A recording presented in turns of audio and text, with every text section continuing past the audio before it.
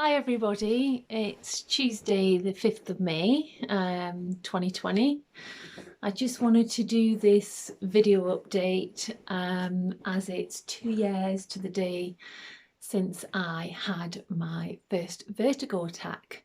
Obviously, given the current situation that we're all in, it's very interesting times, but I just thought that I would still do this 2 year update as I'd promised to do it, just to give you some hope, some inspiration, and some insight into how I've coped and managed with my vertigo. I don't want to bore you with all the previous symptoms and stuff. I just want to give you a snapshot of where I'm at now. So in a nutshell, I am at the stage where I'm able to get on with daily tasks within reason. I haven't had a chronic episode for over 12 months now. I have had a few wibbles, the most recent one being middle of March. Now, initially at the beginning of this, when I had it really chronic for 10 months relentlessly, I didn't know what the trigger was. I didn't know what would spark it off. It was just so sporadic. However, the longer it's gone on, the attacks have been fewer and far between. And the one in March, I can kind of pinpoint it to I had a really bad heavy cold. I do suffer with sinusitis, so all my sinuses were blocked in my ears. I was really busy. I had a very hectic week that week, and I decided in my wisdom that I would do beach yoga, which I will come on to in a minute, with a heavy cold. And then I decided that I would go and swim in the sea with no wetsuit on, and the sea was about 6 degrees. So that was the trigger for my wobble. The next day I did not feel good at all. I didn't have the severe spinning or nystagmus. It was more visionary, and as if my brain, the messages weren't getting from my eyes to my brain, and I was unsteady on my feet. That lasted on and off for about 7 days until my cold healed up. So lesson learnt there, don't go swimming in the North Sea when it's 6 degrees, when you've got a cold, because it will set off your vertigo symptoms. But hey, you know, I did it and I learned from it. So yeah, that was possibly 6 weeks ago now. And prior to that, I don't think I'd had a wibble for a good few months before then. So I am learning to just, cope with it. And every now and again, it'll rear its ugly head to say, hey, I'm still here. Slow down. You can't go back to running around at a million miles an hour. Mentally, I'm a lot stronger than I was. If somebody told me 2 years ago that I would have been physically and mentally debilitated to the degree I was, and I probably wouldn't have believed them. And that said, it's been a journey that's changed me as a person for many reasons, but it's also helped me discover myself. And I suppose I want to share with you what I've learned along the way, because I'm sure there's hundreds of people out there all over the world that have had similar situations to me, and adapted and changed and given up hope and carried on and whatever. But for me, there's certain things that have definitely been instrumental in my progress, despite how chronic I have the symptoms.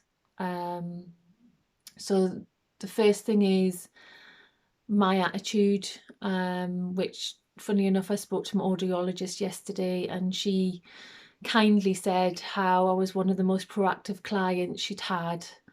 in the audiology department, which was, you know, it was a lovely thing to hear.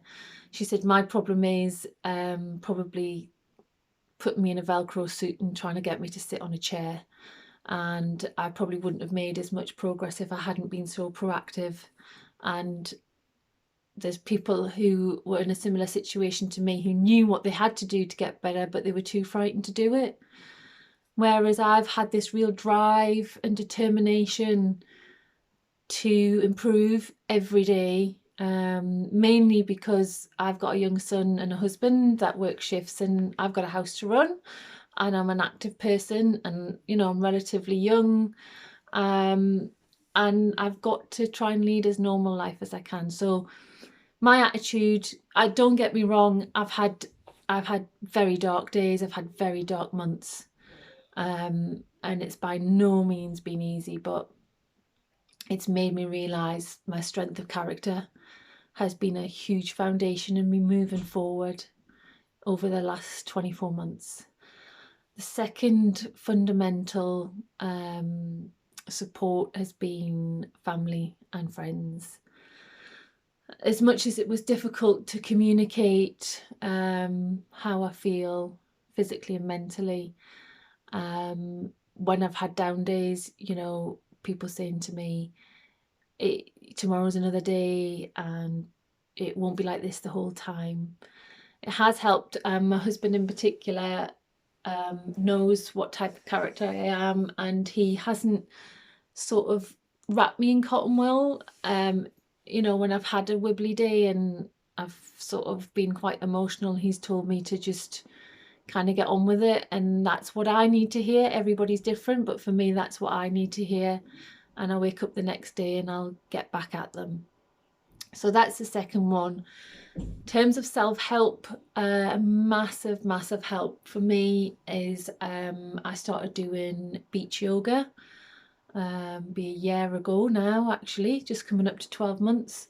A very good friend of mine asked me if I would go along to the sessions, and initially I was terrified. I'd never done yoga, and the thought of doing it on the beach, I could hardly walk on sand.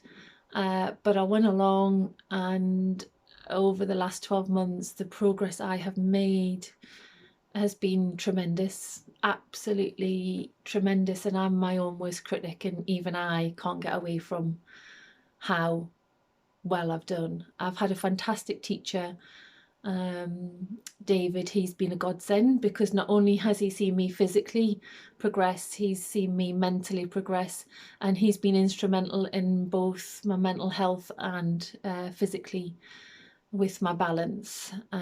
He's understood really where I've come from and where I'd like to be, and can see my frustrations when I can't do things.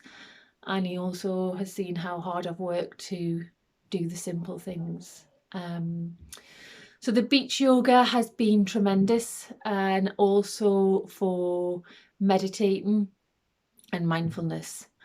So I'd recommend to anybody in my situation, give it a go. Yoga, Pilates, anything that is going to help with your core strength and help you ground, because that feeling of being unsteady physically is quite scary. But when you're in bare feet, you feel very much grounded anyway, and it just helps to take the edge off it. That's how I felt anyway.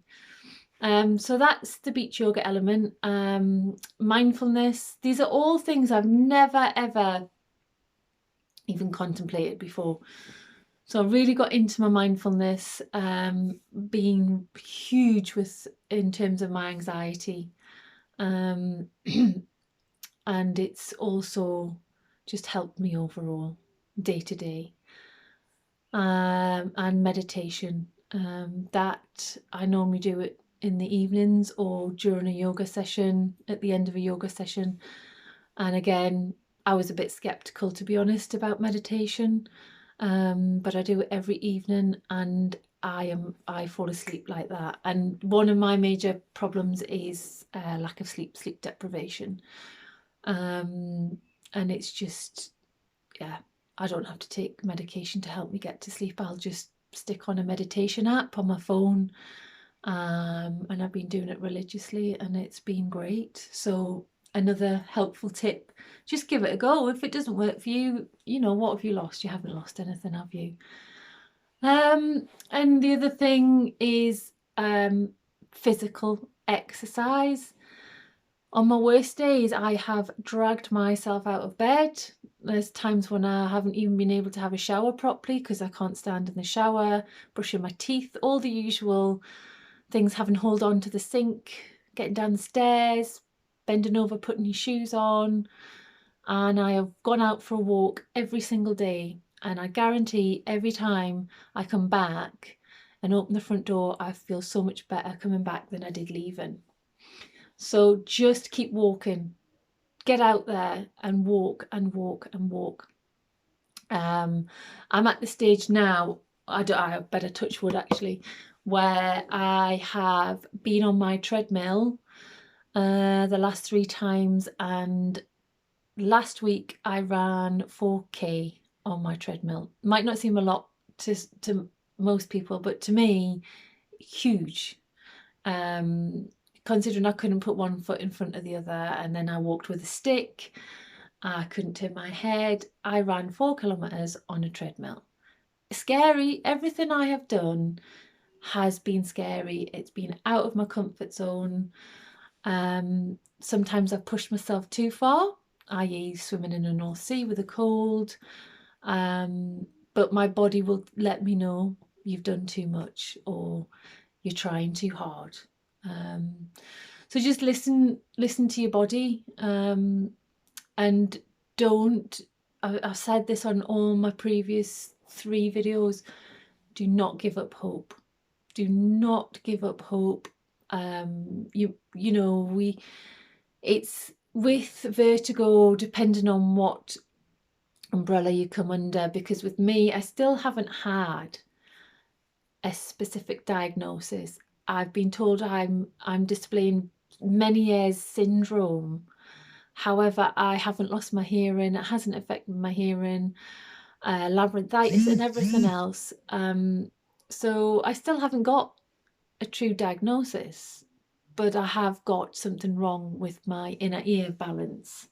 And I'm not on any medication for it.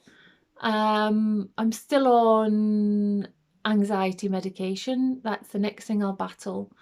I'm back into work. I'm doing 3 days a week. I've been driving since September. I have to keep the driving up because if I haven't driven for a couple of days, I do find out that my brain, it doesn't forget, but it has to work twice as hard with the motion. So again, another tip is try and drive, even if it's short distances, just keep everything going.